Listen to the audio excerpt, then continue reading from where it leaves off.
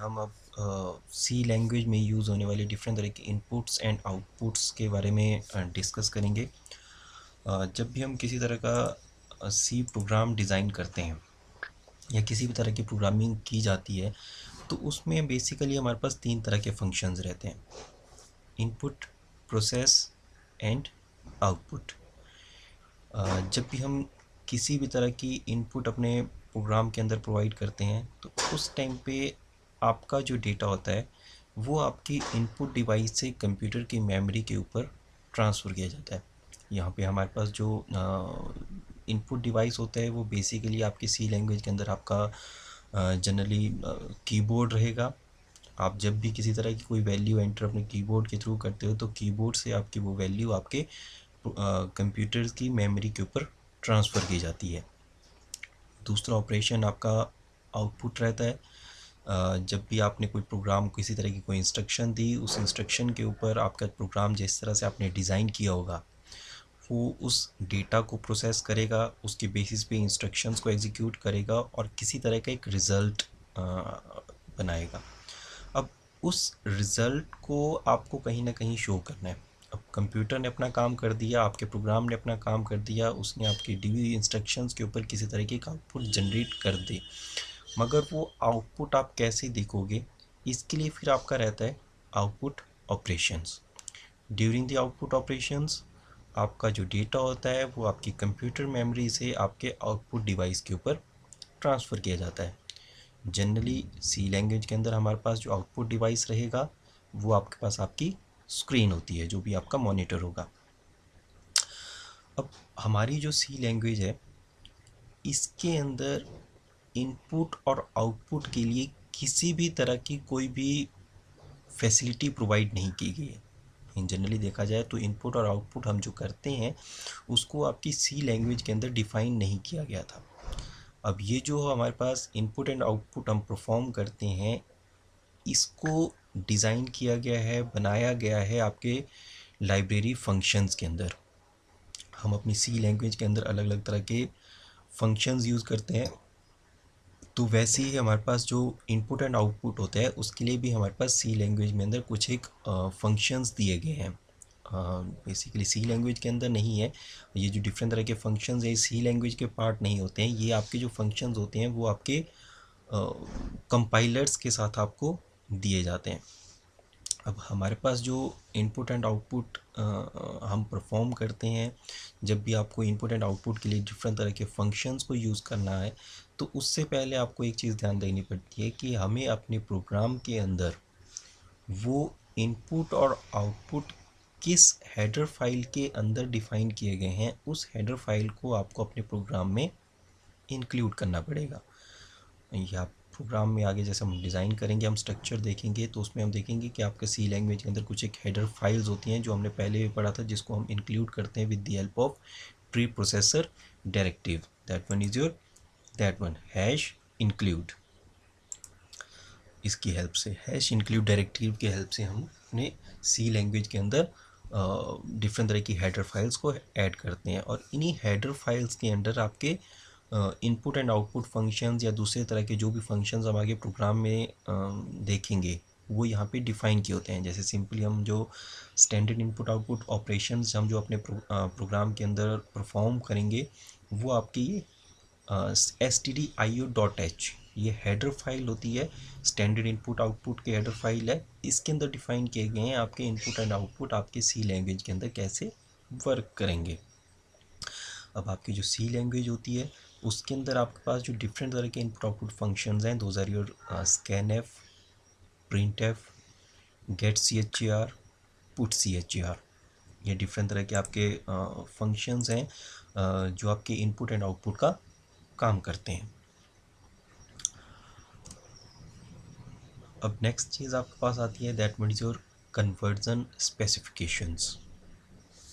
जब भी हम अपने प्रोग्राम के अंदर डिफरेंट तरह के डेटा को इनपुट करेंगे या डेटा को आप आउटपुट करेंगे, तो वो जो आपके पास डेटा होता है वो डिफरेंट तरह के डेटा टाइप से आता है। जैसे हमने लास्ट वीडियो में भी देखा कि आपके पास अलग अलग तरह के डेटा टाइप्स होते हैं। इंटीजर टाइप्स होता है, float, character, long integer, short integers, different तरह के डेटा टाइप्स आपके पास रहते हैं। तो जब भी हमें अपने प्रोग्राम के अंदर किसी भी तरह का डेटा इनपुट एंड आउटपुट करना होता है, तो वहाँ पे हम जब फंक्शन यूज़ करेंगे तो उस फंक्शन के साथ आपको एक टाइप कन्वर्जन भी यूज़ करना पड़ेगा। अब ये जो आपके पास कन्वर्जन स्पेसिफिकेशन होती है, ये कन्वर्जन स्पेसिफिकेशन आपकी दो चीज़ें डिफाइन करती है, एक तो type of data and size of the data. आप किस तरह के डेटा को इनपुट कर रहे हो, आउटपुट कर रहे हो, जैसे आप इंटीजर कर रहे हो, आप फ्लोट कर रहे हो, तो उसके अकॉर्डिंग आप जब टाइप कन्वर्जन स्पेसिफिकेशन ये आपकी जो कन्वर्जन स्पेसिफिकेशंस होती हैं, ये आपके परसेंटेज साइन के साथ शुरू होती हैं। आपके कुछ एक एग्जांपल यहाँ पे दिए गए हैं, जैसे %C, ये आपके फॉर अ सिंगल करेक्टर, अगर आपको आपके प्रोग्राम के अंदर एक सिंगल करेक्टर को इनपुट करना है या एक सिंगल करेक्टर को आपको आउटपुट करना है, तो वहाँ पे हम लिखेंगे %D। अगर आप डेसिमल इंटीजर लेके चल रहे हो, जैसे सिंपल आप नंबर 1 2 3 4 5 6 इस तरह से किसी तरह के नंबर आप लेके चल रहे हो, यहाँ पे आप किसी भी साइज़ का हो सकता है, आप 100 लिख सकते हो, 1000 लिख सकते हो, 1 लाख लिख सकते हो, किसी भी तरह का आपके पास नंबर होगा, तो उसके लिए हम लेके चलते हैं %D। ये आपका डेसिमल इंटीजर के लिए यूज़ होता है। फिर आप अगर फ्लोटिंग पॉइंट नंबर लेके चलते हो, जैसे अपना डेसिमल पॉइंट्स में नंबर लेके चलते हो, जैसे 5.6, 10.11, इस तरह से डिफरेंट तरह के आप डेसिमल डिजिट्स में नंबर लेके चल, डेसिमल पॉइंट्स में नंबर लेके चल रहे हो, तो उसके लिए हम लेते हैं %F। Then is your short integer जिनकी आपकी जो रेंज रहती है, that one is your up to 255। अगर अनसाइंड शॉर्ट इंटीजर लेते हो तो 0 to 255, अगर साइंड शॉर्ट इंटीजर लेते हो तो that one is your -128 to 127। तो इसके बीच के अगर आपको नंबर यूज़ करने हैं तो उसके लिए आप %H लेके चलते हो। अगर आपको स्ट्रिंग इनपुट करनी है, स्ट्रिंग आपके पास होते हैं जहाँ पे आपके पास क्या है, ग्रुप ऑफ करेक्टर्स, ये करेक्टर आप लेते हो तो यहाँ पे आपको सिंगल करेक्टर जैसे सिंगल A या सिर्फ B या सिर्फ C आपको इनपुट करना है, तो उसके लिए आप करेक्टर स्पेसिफिकेशन लेते हो। अगर आपको एक पूरा स्ट्रिंग इनपुट करना है, जैसे आपको आपका नाम एंटर करना है, तो नाम के केस में आपको क्या एक सिंगल करेक्टर नहीं लेके चलना है, आपको पूरा नेम इनपुट करना है, तो वहाँ पे आप स्ट्रिंग लेते हो। फॉर स्ट्रिंग हमारे पास जो कन्वर्जन स्पेसिफिकेशन होता है दैट मीन्स %S। इसी तरह से अगर आप अनसाइंड डेसिमल इंटीजर्स इंसर्ट करते हो तो उसके लिए आपको %U यूज़ करते हो। ये आगे जब हम प्रोग्राम बनाएंगे, अभी आप एग्जांपल्स में देखोगे इनका किस तरह से यूज़ किया जाता है।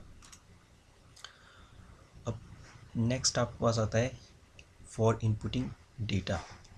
फर्स्ट थिंग, आप प्रोग्राम जब बनाओगे तो सबसे पहले आपको डेटा को आपके प्रोग्राम के अंदर इनपुट करना होगा। आपको किसी तरह की इनपुट दोगे तभी आपके पास एक पर्टिकुलर आउटपुट आएगी।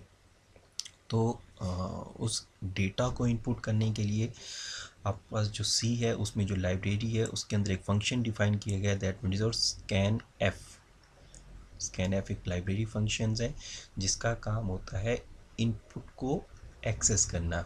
जब भी ये फंक्शन आपका एग्जीक्यूट होता है तो ये आपके जो भी स्टैंडर्ड इनपुट डिवाइस, जैसे आपके पास कीबोर्ड होता है, उससे इनपुट लेगा और आपके प्रोग्राम के अंदर उस वैल्यू को स्टोर करेगा।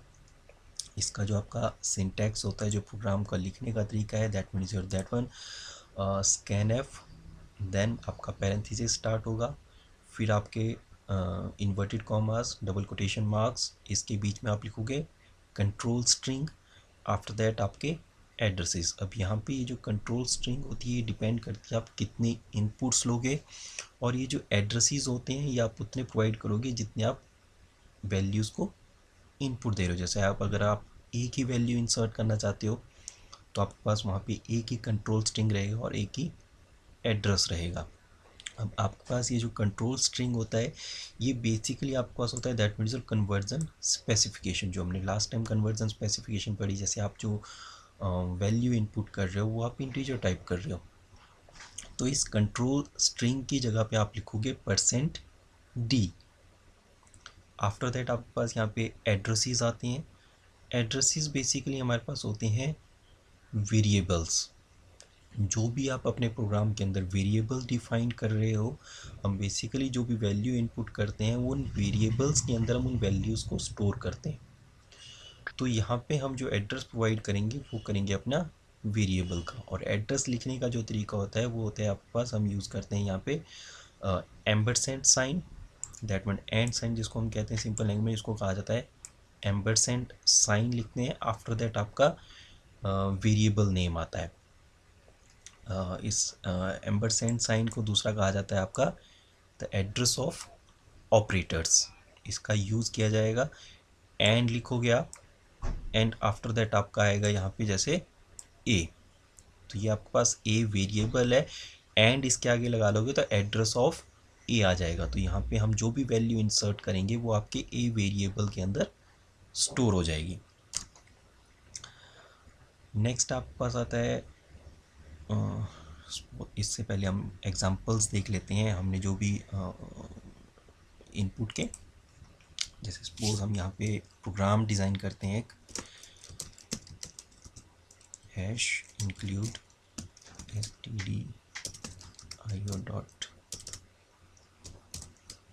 stdio.h, और ये आपका यहाँ पे साथ के साथ आपका प्रोग्राम को जो स्ट्रक्चर होता है आपका सी लैंग्वेज का वो रहेगा। सबसे पहले हम अपने प्रोग्राम में हमेशा हेडर फाइल्स को इंक्लूड करते हैं।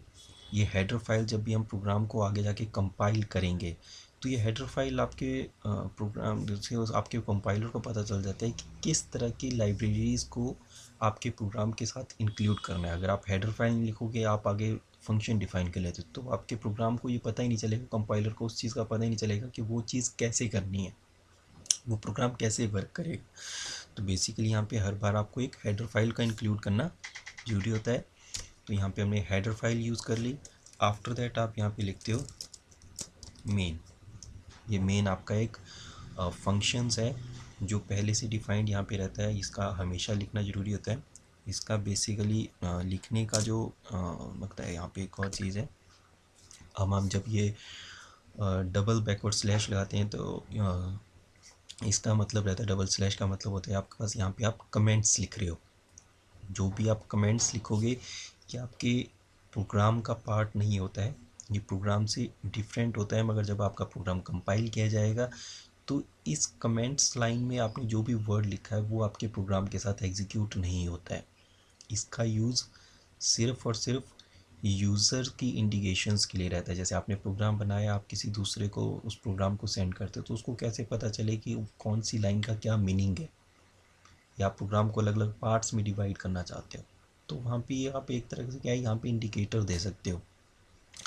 अब हम जो ये मेन फंक्शन डिफ़ाइन करेंगे, अब मेन को लिखने का तरीका बेसिकली क्या रहता है, यहाँ पे फर्स्ट डेटा टाइप आता है, देन मेन, और इसके अंदर भी आप यहाँ पे क्या है अलग अलग तरह के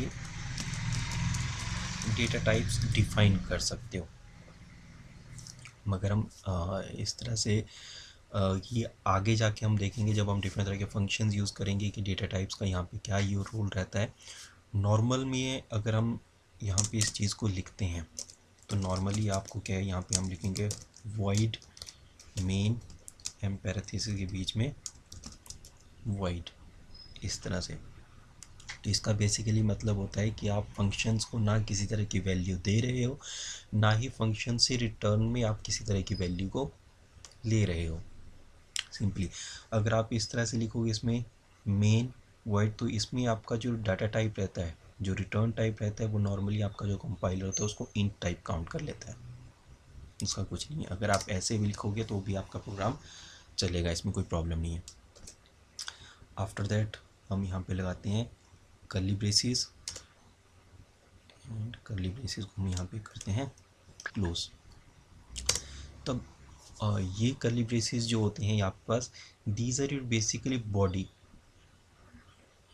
आप अपने प्रोग्राम में जो भी स्टेटमेंट्स लिखना चाहोगे वो आपके इन कर्ली ब्रेसेस के बीच में आएंगी, जिसके बेसिस पे आपका प्रोग्राम फिर आगे जाके एग्जीक्यूट होगा। तो जैसे हम यहाँ पे इनपुट के लिए लेके चल रहे हैं तो सबसे पहले हम यहाँ पे एक वेरिएबल डिक्लेयर कर लेते हैं। वेरिएबल बेसिकली आपके पास एक कहा जा सकता है एक स्टोरेज का नाम होता है।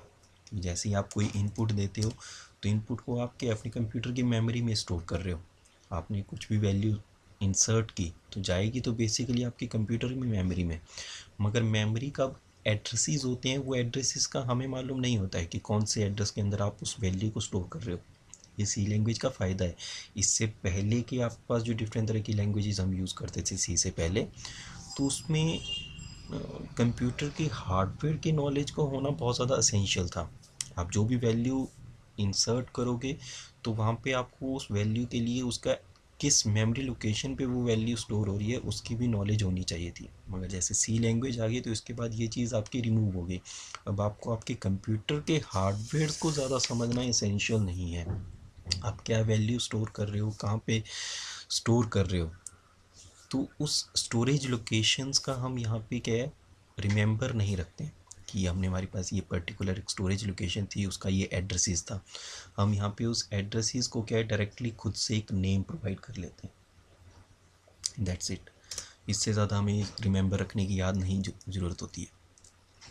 आफ्टर दैट हम जैसे यहाँ पे इनपुट ले रहे हैं तो यहाँ पे हम स्कैन एफ लेंगे। अब स्कैन एफ के बाद यहाँ पे हम लगाएंगे डबल कोटेशन मार्क। अब इसके यहाँ पे लिखेंगे हम कन्वर्जन स्पेसिफिकेशन या कंट्रोल स्ट्रिंग %d। जैसे यहाँ पे हमारे पास जो वेरिएबल है that mean is integer type, तो मतलब यहाँ पे हम क्या है इंटीजर वैल्यू स्टोर करेंगे, तो इनपुट भी हमें इंटीजर लेना है, तो उसके लिए हमने कन्वर्जन स्पेसिफिकेशन ले ली %d देन कॉमा। अब यहाँ पे हम क्या है ये जो वैल्यू इनपुट कर रहे हैं इसको आप ए के अंदर स्टोर करोगे, तो बेसिकली हमें इस ए वेरिएबल का एड्रेस यहाँ पे लिखना पड़ेगा, तो उसके लिए लिखेंगे हम address of A. And last में अब यहाँ पे लगेगा आपके पास सेमीकोलन।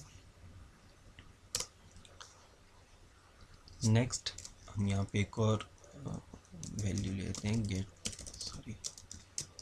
Gate C H.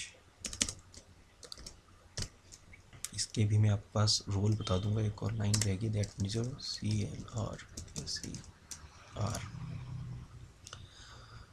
अब यहाँ पे जैसे हम कमेंट्स लिख लेते हैं, कमेंट दैट वन, ये आपके पास क्या है वेरिएबल a is declared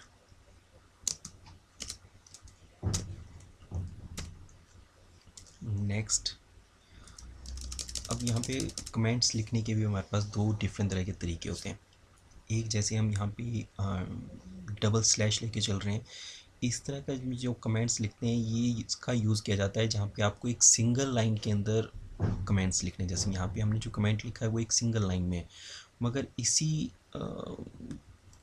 अगर आप कमेंट को मल्टीपल लाइन में लिखना चाहते हैं इस तरह से, अब यहाँ पे देखोगे आपका क्या है जैसे ही आप नेक्स्ट लाइन में आगे तो ये आपके जो नेक्स्ट लाइन आती है ये आपके पास क्या प्रोग्राम में आगे इंक्लूड हो जाती है, तो ये आपके प्रोग्राम के अंदर एग्जीक्यूट होगी, तो ये अब कमेंट नहीं रहा, ये आपके प्रोग्राम का पार्ट बन गया। तो अगर इस तरह से हम क्या है इस चीज़ को मल्टीपल लाइंस के अंदर लिखना चाहते हैं किसी कमेंट्स को, तो उसको लिखने का तरीका होता है स्लैश इसके बाद स्टार, एंड जहाँ पे आपको इस कमेंट को क्लोज करना है वहाँ पे आप स्टार स्लैश, तो उसको मल्टी लाइन कमेंट्स कहते हैं।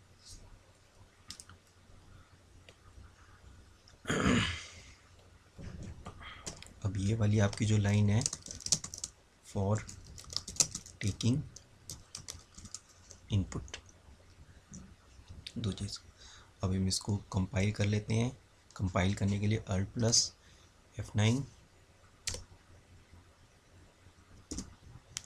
ठीक है, हम आप यहाँ पे देखोगे आपके पास एक एरर इंट्रोड्यूस हो गया। ये क्यों हो गया, ये क्या कह रहा है स्टेटमेंट मिसिंग फर्स्ट तो कह रहा है, सेकंड ये कह रहा है function should return a value. तो आपके पास ये क्या कह रहा है कि आपके पास किसी भी तरह की वैल्यू का रिटर्न होना चाहिए। फंक्शन स्टेटमेंट मिसिंग बेसिकली यहाँ पे हमारे पास सेमीकोलन नहीं लगा। दूसरा हमारे पास हमने जो मेन यहाँ पे डिक्लेयर किया है that one is your integer type, मगर आपका जो फंक्शन यहाँ पे हम रन कर रहे हैं इसका रिटर्न आपके पास कुछ भी नहीं आ रहा है। आप किसी भी तरह की वैल्यू को फंक्शन से बाहर रिटर्न नहीं कर रहे हो, तो इसके लिए आप यहाँ पे लिखोगे void। अब हम इसको कंपाइल करते हैं तो आप देखोगे यहाँ पे आपके पास 0। अब अब यहाँ पे हम क्या है, एक वैल्यू इंसर्ट करेंगे। जैसे प्रोग्राम आ गया तो यहाँ पे हम जैसे लिख लेते हैं 34, प्रेस एंटर। तो इसने 34 इनपुट हमारे कीबोर्ड के थ्रू आपके प्रोग्राम के अंदर ले लिए। अब यहाँ पे अगर आपके पास इनपुट्स डिफरेंट तरह के हो गए, जैसे हम यहाँ पे ए जो है उसको हम यूज़ करते हैं एज अ फ्लोट,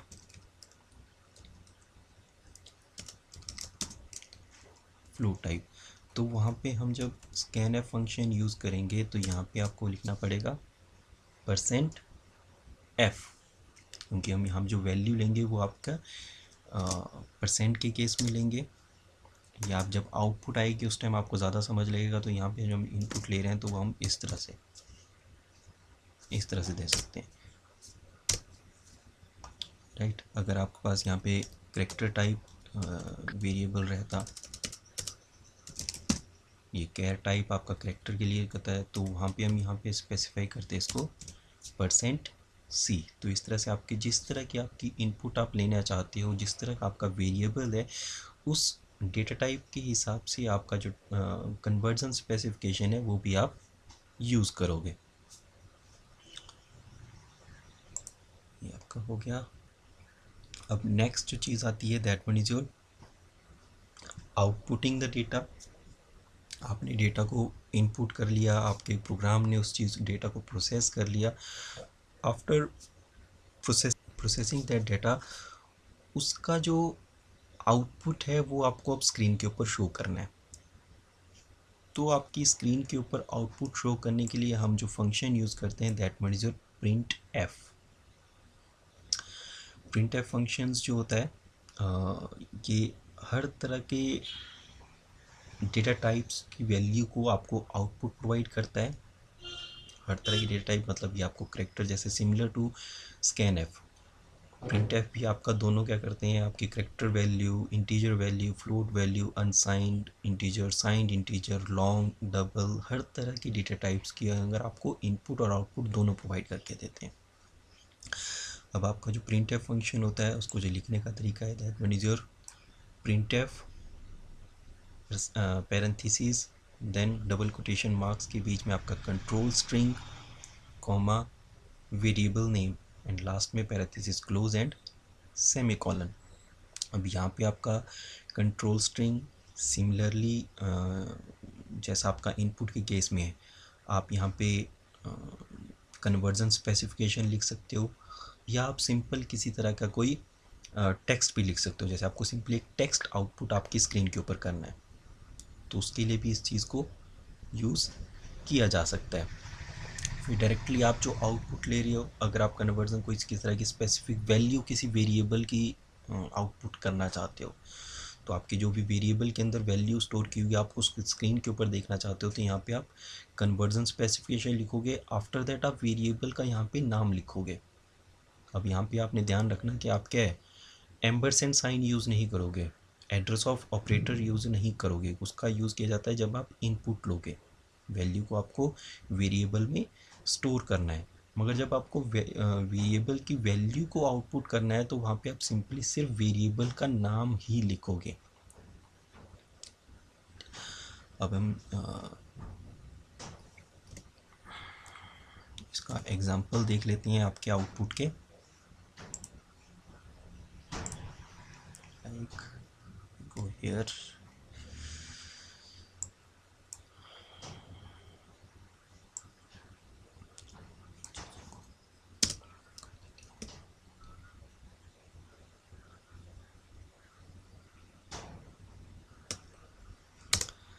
यहाँ पे प्रोग्राम डिज़ाइन करते हैं हम सॉरी इंट एक्स हमने एक वेरिएबल डिक्लेयर कर लिया। अब नेक्स्ट हम यहाँ पे क्या है, फर्स्ट एक वैल्यू को प्रिंट करने के लिए एक मैसेज शो करना चाहते हैं। तो हम यहाँ पे आउटपुट स्क्रीन, बेसिकली हम स्क्रीन के ऊपर एक आउटपुट देखना चाहते हैं, तो उसके लिए हम लिखोगे प्रिंट एफ। अब यहाँ पे आप जो भी अपना मैसेज शो करना चाहते हो स्क्रीन के ऊपर उसको लिख सकते हो, जैसे enter the value of x. तो ये मैसेज हम स्क्रीन के ऊपर देखना चाहते हैं, और फिर यहाँ पे डबल कोटेशन मार्क को क्लोज करेंगे, पैरेंथेसिस को क्लोज करेंगे और लास्ट में लगाएंगे सेमीकोलन एंड आ जाएंगे नेक्स्ट लाइन में।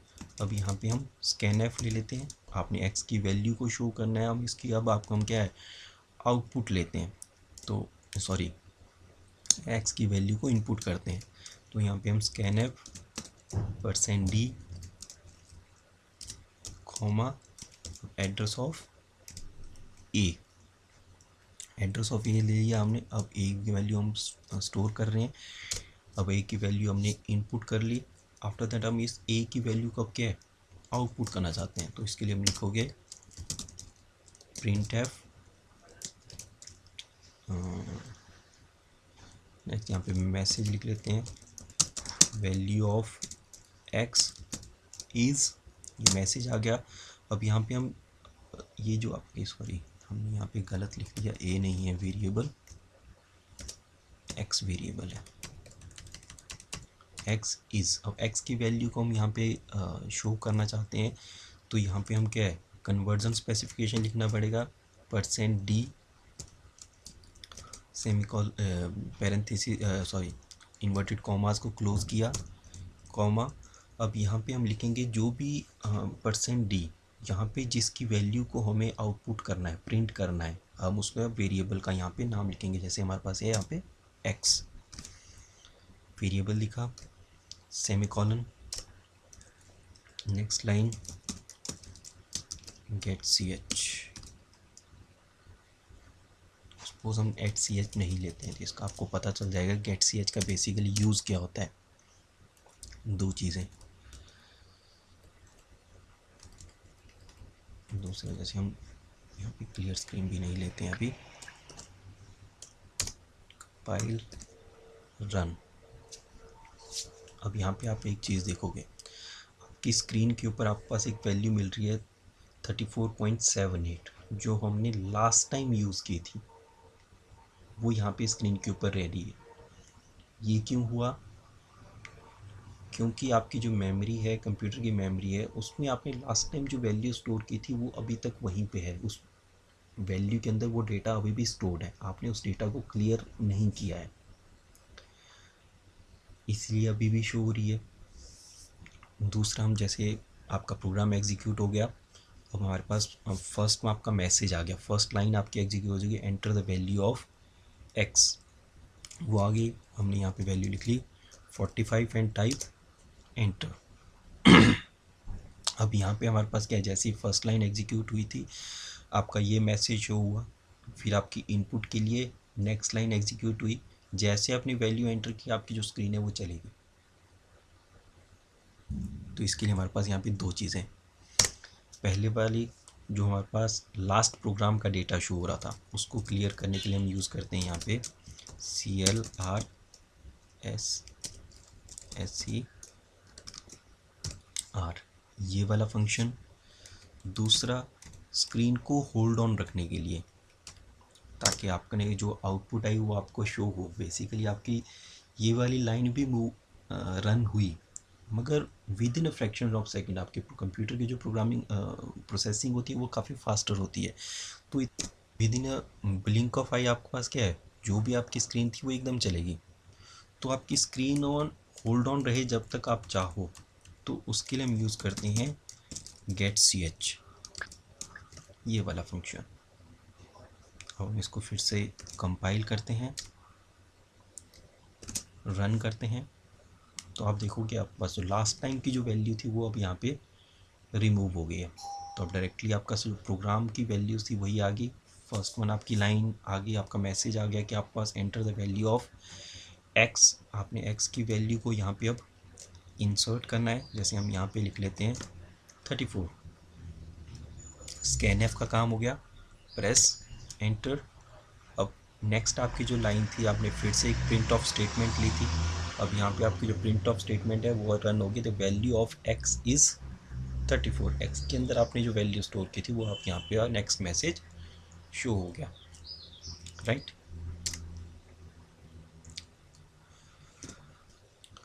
अपनी जो कन्वर्जन स्पेसिफिकेशन होती है, आपका जो डेटा टाइप होता है उसका भी एक रोल देख लेते हैं। जैसे हमारे पास यहाँ पे जो प्रोग्राम हमने ये वाला डिज़ाइन किया है, यहाँ पे हमने जो x की वैल्यू ली है वो हमने ली है इंटीजर टाइप। तो इंटीजर में बेसिकली हम क्या है, सिर्फ और सिर्फ आपकी नंबर्स को स्टोर किया जा सकता है जो विदाउट डेसिमल पॉइंट होंगे। जैसे हम देख लेते हैं रन करके, रन इट। जैसे हम यहाँ पे इनपुट दे लेते हैं 23.5, मगर जब आप इसको लास्ट एग्जीक्यूट करोगे तो आप देखोगे आपके पास जो x की वैल्यू आई वो सिर्फ जो स्टोर हुई दैट मीन्स जो 23, क्योंकि हमारे पास जो टाइप आपने लिया था वो था आपके पास यहाँ पे इंटीजर टाइप। तो इंटीजर टाइप आपकी डेसिमल वैल्यू को स्टोर करेगा, जो डेसिमल पॉइंट से बाद की वैल्यू होता है वो उसको डिस्कार्ड कर लेता है। ठीक है, तो कुछ समझ रहे हो इसका रोल। अब अगर जैसे हम यहाँ पे x को फ्लोट टाइप डिक्लेयर करते हैं, फ्लोट लेके चलते हैं, तो फ्लोट के लिए हमारे पास यहाँ पे कन्वर्जन स्पेसिफिकेशन को आपको चेंज करना पड़ेगा। यहाँ पे भी आपको %f लेके चलना पड़ेगा। अब इसको एग्जीक्यूट करते हैं, यहाँ पे 35.67 कर लेते हैं, प्रेस एंटर, तो that one x is equal to 34.66999998 इस तरह से इसने स्टोर किया। आप देखोगे आपने यहाँ पे 34.67 लिखा मगर स्टोर थोड़ा सा अलग तरीके से हो रहा है, क्योंकि आपका डेसिमल पॉइंट्स को ये इसकी अपनी एक लिमिट तक स्टोर करता है। तो ये आगे जाके हम वीडियोस में देखेंगे, आपके पास फॉर्मेटेड इनपुट आउटपुट्स आएंगी, तो उसमें हम इस चीज़ों को देखेंगे कि आपके पास एक डेसिमल पॉइंट से एक स्पेसिफिक डिजिट तक आपको वैल्यू को कैसे शो करना है, कैसे इनपुट करनी है, कैसे आउटपुट करनी है। उसके लिए आपके पास यहाँ पे फंक्शंस रहते हैं कि आपके पास वैल्यूज़ हर बार इस तरह से ना आए कि आपने वैल्यू कुछ इनपुट की और आउटपुट आपको किसी तरह और तरीके से आ रही है। तो उसके लिए आपके पास यहाँ पे फॉर्मेटिंग ऑप्शंस अवेलेबल रहते हैं। अब दूसरा एक रोल ले लेते हैं, जैसे आप कन्वर्जन स्पेसिफिकेशंस यहाँ पे ले रहे हो, तो यहाँ पे आपने जो वेरिएबल था वो फ्लोट टाइप डिक्लेयर कर लिया, मगर जब आप printf लेते हो तो सपोज यहाँ पे printf में क्या है, हम ले लेते हैं %d। तो %d होगा तो मतलब वो क्या आपके पास एक इंटीजर आउटपुट देगा, क्योंकि वैल्यू आप इनपुट कर रहे हो दैट मीन्स फ्लोटिंग पॉइंट। तो क्या होगा, यहाँ पे आपको एक रॉन्ग आउटपुट आएगी।